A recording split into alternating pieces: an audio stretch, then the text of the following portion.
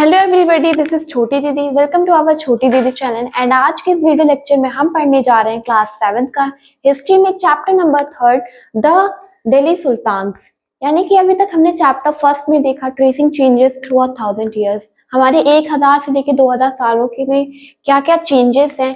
And हमारा second chapter था new Kings and kingdoms. इसमें हमने 7th से 12th सेंचुरी तक राजा कैसे बने, न्यू किंग्स कहाँ से आ गए, किंगडम्स कहाँ से बन गए। अब हम इस चैप्टर में देखेंगे द दिल्ली सुल्तान्स। यानी कि जैसा कि मैंने आपको दोनों चैप्टर्स में बताया है कि कुछ ब्रिटिश रूलर्स आए थे जिन्होंने हमारे इंडिया पे बहुत लंबे समय तक राज किया एंड फिर दिल्ली पे भी आ गए थे। क्या टाइम पीरियड था? 1206 से लेके 1526 तक था। एंड इस समय दिल्ली से यहाँ पे किसने रूल किया था? मुस्लिम्स ने।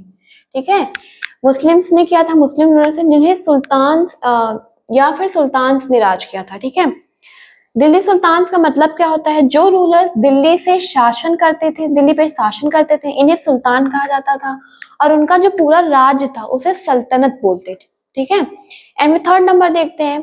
दिल्ली सुल्तान्स की मेन डायनेस्टीज थी, जैसे अभी किंग्स एंड किंगडम्स में जो मेन डायनेस्टीज थी इससे इनका भी वंश था।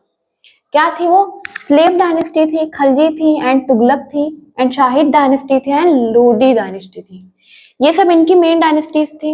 ये सब आगे चैप्टर्स में है, मैं आपको चैप्टर नंबर 4 में बताऊंगी। फिर इंपॉर्टेंट रूलर्स थे इस चैप्टर में। क्या है? बहुत सारे इंपॉर्टेंट रूलर्स हैं। तो Qutbuddin Aibak, first sultan of Delhi, ये क्या थे? दिल्ली पे पहला राज किसने किया था? कुतुबुद्दीन ऐबक ने किया था एंड स्लेव डायनेस्टी का ये फाउंडर था। इन्होंने ये स्लेव डायनेस्टी का नाम का खोजा, कैसे क्या करना है इन्होंने बताया था। एंड फिर सेकंड रूलर्स के बारे में हम देखें, अलाउद्दीन खलजी, इन्होंने क्या किया था नेक्स्ट हम ये देखेंगे। तो चलिए हम अलाउद्दीन खलजी के बारे में देखते हैं। पावरफुल रूलर था। ठीक है, मार्केट कंट्रोल सिस्टम, इसके पास जो बाजार की चीजें होती थी सब कुछ सिस्टम में था, एक कंट्रोल में था कि कौन सी चीजें कितने में बिकेंगे, क्या होगा। ठीक है, बहुत स्ट्रॉन्ग आर्मी थी। एंड ये कुछ रूल में मतलब ये है एक मोहम्मद बिन तुगलक, बहुत ही इंटेलिजेंट था ये, लेकिन इसके कुछ डिसीजन फेल हो गए। इंटेलिजेंट तो था पर इसके कुछ डिसीजन से फेल हो गए। एंड क्या करने में? कैपिटल चेंज करने में। चाहता था कि हमारी डायनेस्टी के कैपिटल चेंज हो जाए, करेंसी आने लगे, मतलब बहुत कुछ हो जाता था। इंटेलिजेंट था तब भी कुछ के डिसीजन फेल हो गए। एंड फिर फिरोज शाह तुगलक थे, वेलफेयर वर्क्स थे। ये व्यक्ति इंटेलिजेंट था, इससे कह सकते हैं।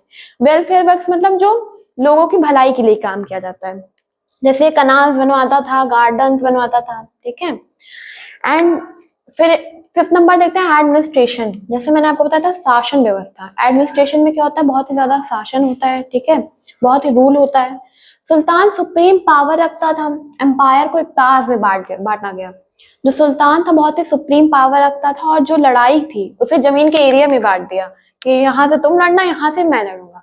और जहाँ एक इक्ताज का मतलब होता है जमीन का एरिया। ठीक है, और यहाँ से टैक्स कलेक्ट किया जाता था। और इक्तादर एंड मुफ्तीज क्या होते हैं? तो जो इक्ता का इंचार्ज होता है। ठीक है, यानी कि जो बहुत ही रिस्पॉन्सिबल पर्सन होता है उसे इंचार्ज बोलते हैं। एंड फिर हम 6 नंबर देखें, मिलिट्री सिस्टम क्या होती है। यानी कि इस पूरे चैप्टर में किसके पास ज्यादा मिलिट्री थी? इस चैप्टर में, मतलब इस टॉपिक में हम यही देखेंगे कि what is military system. Actually अब देखते हैं मिलिट्री सिस्टम क्या होती है। तो स्ट्रॉन्ग आर्मी होती है एंड सोल्जर्स को सैलरी मिलती है। अब सोल्जर्स को क्या फ्री में रखेंगे ये लोग? सैलरी तो देनी पड़ती है।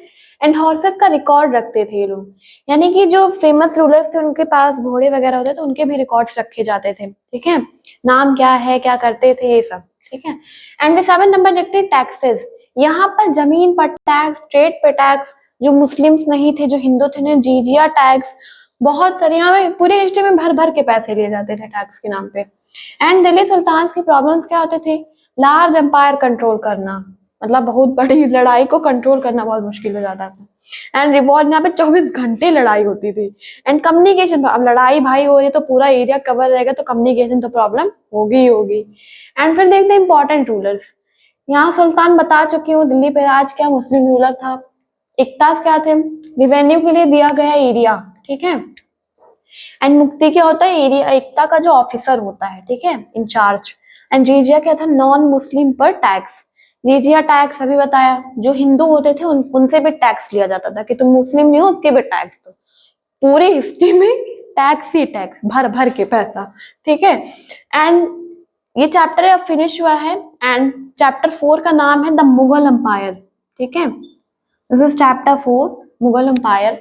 आई होप ये चैप्टर आपको समझ में आया होगा एंड मैं नेक्स्ट वीडियो में आपको बताऊंगी द मुगल एम्पायर्स के बारे में। एंड वीडियो आपको समझ में आई हो तो चैनल को लाइक, सब्सक्राइब एंड शेयर करें एंड थैंक्स फॉर वॉचिंग। तब तक के लिए बाय बाय।